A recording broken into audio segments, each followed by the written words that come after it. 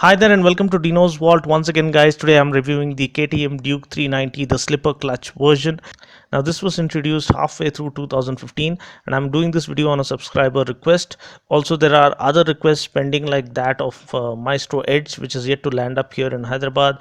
XUV500 automatic review 2 is pending. I believe I'll get it done next week, and I personally am waiting for the RTR 200 4V to arrive here such that I can review it. So please be rest assured that all your requests will hopefully be heeded to depending upon vehicle availability here in Hyderabad. Now coming back to this review, when we look at the Duke 390, it's almost like a genie has granted our wish by offering unbelievable power, unimaginable performance, and amazing bit of kit and equipment at a price that would make your jaw hit the ground in sheer disbelief.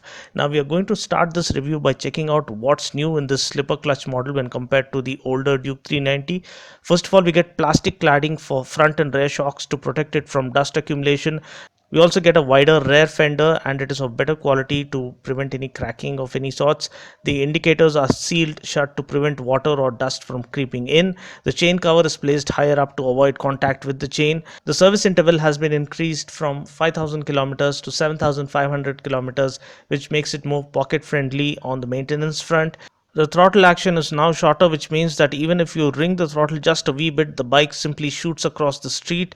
The radiator is now built stronger, and the radiator fan assembly is positioned in such a way so as to redirect hot air downwards and away from your legs rather than setting your legs ablaze.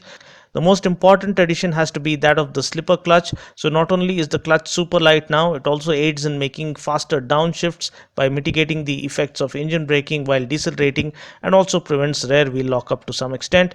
Just for those who aren't aware, I thought I might as well talk about some of the differences between the Duke 200 and the Duke 390. So apart from the engine displacement, the design silhouette looks almost similar, but there are some differences when we look closely. First of all, the Duke 390 gets a larger 300 front disc as opposed to the 280 one on the Duke 200.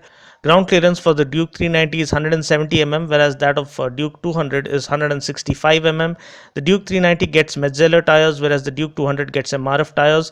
The Duke 390, the Indian model, comes with a dry weight of around 139 kgs, whereas the Duke 200 weighs a mere 127 kgs dry. And yes, the Duke 390 gets a slipper clutch, whereas the Duke 200 doesn't. The most important difference and the icing on the cake is the fact that dual channel ABS comes as standard on the Duke 390, whereas the Duke 200 still doesn't get even optional ABS. Now talking about the design, except for the different paint scheme and body graphics and the addition of handguards, the design silhouette is absolutely identical to that of the Duke 200. The steel trellis frame and the wheels are painted in orange when compared to that of the Duke 200. Now this design itself has been around since 2012, but it was a well ahead of its time design, so it doesn't show any aging signs yet. The headlamp has a nice new age and radical feel to it. The chunky 43 upside down front forks look awesome and intimidating too. The turn indicators look amazing as always. Now coming to the profile, the first thing that hits you straight up is the steel trellis frame and the alloy wheels being painted in orange. Especially in the black color variant, the orange painted parts really stand out, and it's not long before you realize that the orange venom is already flowing through your veins. The sharply laid out tank, the sleek rear panels, the split seat setup, the underbelly exhaust, and the light alloy cast aluminum swing arm lend the bike a stunning yet futuristic look. At the back, the tail lamp is neatly encapsulated and looks cool. Overall, the design still looks way ahead of its time when compared to any other bike in and around its price range. The split seats are very comfortably laid out to offer adequate comfort while commuting within the city or even going on weekend rides on the highways. The handlebars are nice and wide, and the rider foot pegs are slightly rear set to offer good comfort as well as great cornering capabilities. The all digital instrument cluster is like an eighth wonder of the world. It carries loads and loads of information. To name a few, we get a speedometer, odometer, trip meter, tachometer, clock, gear shift indicator, etc. Now talking about engine specs, we get a 4-stroke single cylinder liquid cooled fuel injected 373.2cc engine that puts out a maximum power of 43.5 PS at 9000 rpm and 35 newton meters of torque at 7000 rpm. Now this comes mated to a 6-speed gearbox.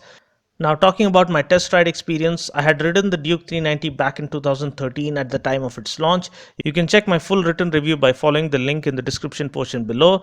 This slipper clutch model I'm checking out today was launched halfway through 2015, and I must tell you the refinement levels have improved drastically. The engine is now a lot smoother. I didn't feel any vibrations on this bike, at least up to decent cruising speeds. I didn't push the bike too far because it was a brand new one. The acceleration is phenomenal and unlike anything else available in this price range in the market out there. It is this kick-ass character or the epic proportions of sheer adrenaline rush that this bike has on offer is what clearly sets it apart from the rest of its competition. Now, when you look at the value for money proposition, the bike offers twice as much as fun and bang for nearly half the price it demands. The tires offer good road grip, the clutch is nice and light, and the gear shifts are smooth. The first three gears are shorter and are ideal for city commutes, whereas the next three are on the taller side and can be enjoyed only on highway runs. The throttle action is shorter in that the bike is ready to leap forward even as you just simply or casually ring the throttle a wee bit. Thanks to the lightweight steel trellis frame and the die-cast swing arm, handling on this bike is absolutely brilliant. Overall, with the unlimited amount of fun and outright mayhem that this bike has on offer, any other minor drawbacks that the bike might have are easily overshadowed. Talking about the brakes, we get a 300 mm disc up front and a 230 mm disc at the rear. ABS comes as standard, and we can disengage the ABS by long pressing on a concealed button on the dash. We can also turn it back on by long pressing the same button. I think you need to come to a standstill if you want to enable or disable ABS. Braking is quite satisfactory on this bike, and the fact that ABS comes as standard makes it an absolute steal. Talking about the tires, we get 17-inch wheels with Metzeler tires. We get a 110 by 70 front tire and a 150 by 60 rear tire. Fuel tank capacity is 11 liters, ground clearance is 170 mm, seat height is 800 mm. Mileage wise, there is no official claim as such, and in my opinion, this bike is all about unleashing the biker beast within you, so mileage becomes secondary. However, I think you can expect around 25 kmpl if you ride the bike sensibly. Price ex showroom Hyderabad for the Duke 390 is rupees 1,98,553. So that's pretty much it. I just hope you found this video useful. Until next time, this is Dino saying ciao. Take care, God bless, and ride safe.